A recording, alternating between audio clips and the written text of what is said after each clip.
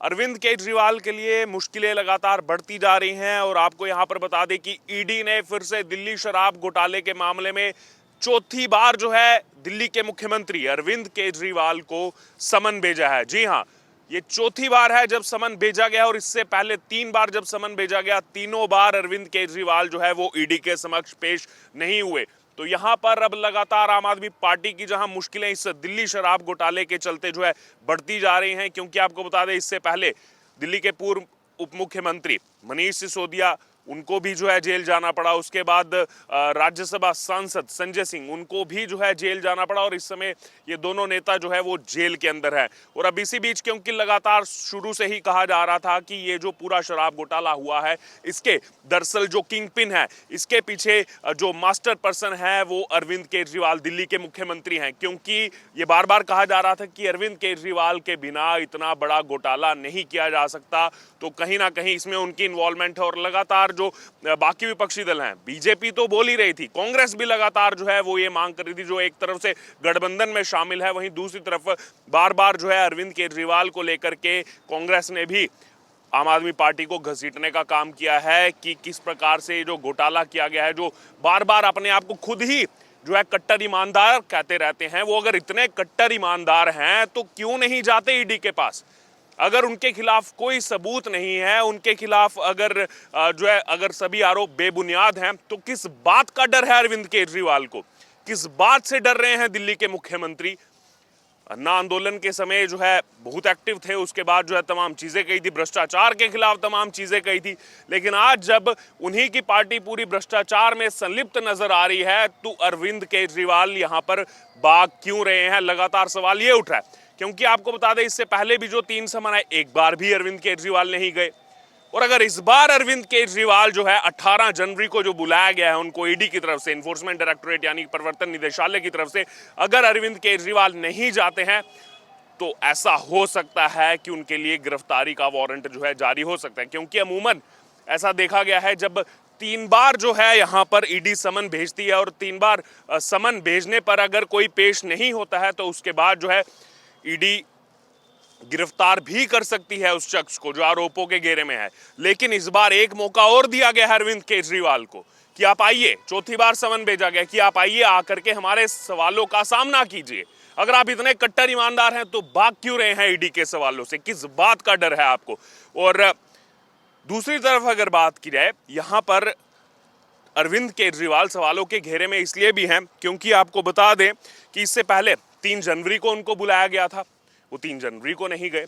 उससे पहले 21 दिसंबर को बुलाया गया था, तब भी नहीं गए। उससे पहले 2 नवंबर को बुलाया गया था, तब भी नहीं गए। इसी बीच आपको बता दें कि 10 दिन के लिए विप सेना के लिए वो पंजाब के होशियारपुर चले गए थे। दुनिया से एकदम उन्होंने कट ऑफ कर लिया था 10 दिन के लिए। पंजाब के होशियारपुर, पंजाब जहां पे आम आदमी पार्टी की ही सरकार है, वहां पर वो 10 दिन के लिए थे। किस किस से मिले, क्या क्या बात हुई, खैर ये तो वही जानते हैं। लेकिन सवाल तो उठना लाजमी है क्योंकि जवाब नहीं दे रही है आम आदमी पार्टी और अरविंद केजरीवाल। और बार बार क्या कहा जाता है? चुनाव है, चुनाव है। 2 नवंबर को जब समन आया तब भी कहा चुनाव है, कि मध्य प्रदेश में चुनाव है, राजस्थान में चुनाव है, छत्तीसगढ़ में चुनाव है, जानबूझ के किया जा रहा है। चलिए नहीं हुआ कुछ, आप नहीं गए, अरेस्ट भी नहीं किया गया। कितना वोट मिला आम आदमी पार्टी को? कितना वोट? नोटा से भी कम। 1% वोट भी नहीं पा पाए, 1% वोट भी नहीं पा पाए। और बातें देखो कितनी बड़ी बड़ी करते हैं। उसके बाद जो है फिर से समन भेजा गया, पहले 3, उसके बाद 2 नवंबर, उसके बाद 21 दिसंबर को बुलाया गया, तब भी नहीं गए, पंजाब चले गए। और जब जब बुलाया गया तब तो ये रैलियों में व्यस्त थे। अभी 3 जनवरी को बुलाया गया तो क्या कहा गया? गुजरात में चुनाव के मद्देनजर जाना पड़ रहा है। कौन सा चुनाव था? राज्यसभा का, राज्यसभा चुनाव, कोई लोकसभा का या विधानसभा का कोई चुनाव नहीं था। जनता ने नहीं चुनना था, राज्यसभा के नाते जो है चुना जाना था। लेकिन चलिए वो भी बहाना इन्होंने लगा दिया। अब आ गया 18 जनवरी। अब देखिए फिर से आम आदमी पार्टी शुरू हो जाएगी क्योंकि एक ट्रेंड बन गया। इससे पहले भी आम आदमी पार्टी ने क्या कहा कि देखिए इनको गिरफ्तार करना चाहते हैं। अरे गिरफ्तारी क्यों होगी अगर आप कट्टर ईमानदार हैं? आपने अगर कुछ किया नहीं है, कोई सबूत नहीं है, तो आप गिरफ्तार क्यों होंगे? क्यों आज तक मनीष सिसोदिया को जो है जमानत नहीं मिल पाई?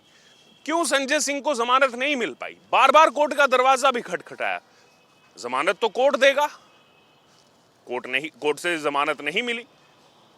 लेकिन रोना धोना है और खुद को ही टैग देना है कट्टर ईमानदार, कट्टर ईमानदार, कट्टर ईमानदार, खुद को ही स्वयं घोषित कट्टर ईमानदार। ये वही अरविंद केजरीवाल हैं। जब शीला दीक्षित की सरकार थी दिल्ली में तो कितना कोस कोस के जो भी चीजें शीला दीक्षित को बोलते थे, आज खुद वही कर रहे हैं। शीश महल ले लीजिए, वो एसी वाली बात ले लीजिए, खैर वो आप सबको पता है, आप सब उस बारे में जानते हैं।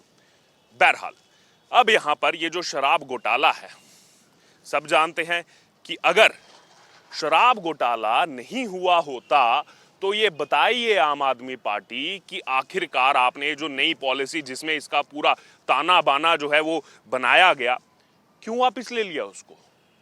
अगर इससे फायदा हो रहा था, जनहितकारी, जनता के समर्थन में अगर ये न्यू पॉलिसी थी तो इसको क्यों वापस ले लिया गया? क्या बताएगी आम आदमी पार्टी इसको? और वो भी तभी लिया गया जब जांच शुरू हो गई, जब पता लगने लगा, बिना किसी को बताए खुद ही बदलाव कर दिए मनीष सिसोदिया ने। बहरहाल, और बिना अरविंद केजरीवाल की इन्वॉल्वमेंट के हुआ होगा ऐसा किसी को लगता नहीं है। इसलिए सवाल अरविंद केजरीवाल पर उठे। अब देखना होगा कि क्या 18 जनवरी को अरविंद केजरीवाल ईडी के समक्ष पेश होते हैं, उनके सवालों का सामना करते हैं या नहीं करते हैं। बड़ी बड़ी संज्ञा देते हैं अपने आप को कि हम भगत सिंह और महाराणा प्रताप के वंशज, तमाम चीजें कही गई, भगत सिंह से हम इन्फ्लुएंस है। क्या भगत सिंह एक बार भी पीछे हटे? बातें करना बहुत आसान है, लेकिन आप जानते हैं कि आपने गलती की है, इसीलिए आप छिप रहे हैं। अगर गलती ना की होती तो आप सामना करते जा करके। बहरहाल, इस शराब घोटाले की अगर बात की जाए, आम आदमी पार्टी ने अभी क्या कहा था? आम आदमी पार्टी ने कहा था ईडी का समन गैर कानूनी है। आप कानून से बढ़कर कब हो गए? आम आदमी पार्टी कानून से बढ़कर कब हो गई?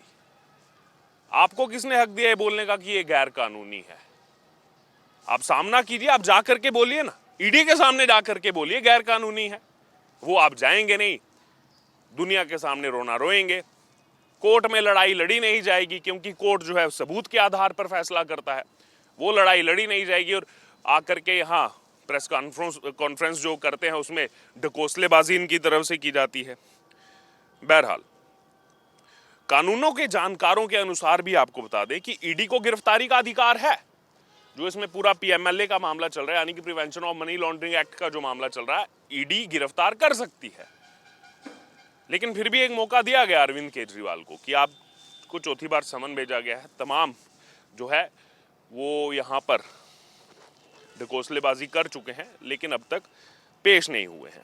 बहरहाल, वहीं पीएमएलए के जानकार ये भी बताते हैं कि पेश नहीं हो पाने की ठोस वजह अगर बताई जाती है तो ईडी समय दे सकती है, दोबारा नोटिस जारी कर सकती है, और इस बार यही हुआ, चौथी बार समन भेजा गया। अब देखना होगा कि क्या 18 जनवरी को अरविंद केजरीवाल ईडी के समक्ष पेश होते हैं या फिर से कोई बहाना लगाते हैं। और अब देखना होगा कि अगर इस बार ईडी के समक्ष पेश नहीं हुए तो क्या ईडी अरेस्ट वारंट जारी करती है या फिर नहीं। लगातार नजरें हमारी बनी हुई हैं। बहरहाल, आपका क्या कहना है? एक तरफ कट्टर ईमानदारी कही जाती है और दूसरी तरफ आप सवालों का सामना भी नहीं करते। आपकी जो भी राय हो आप जरूर हमारे साथ कमेंट बॉक्स में शेयर करें और तमाम अपडेट्स के लिए जुड़े रहें एसडीवी न्यूज़ के साथ।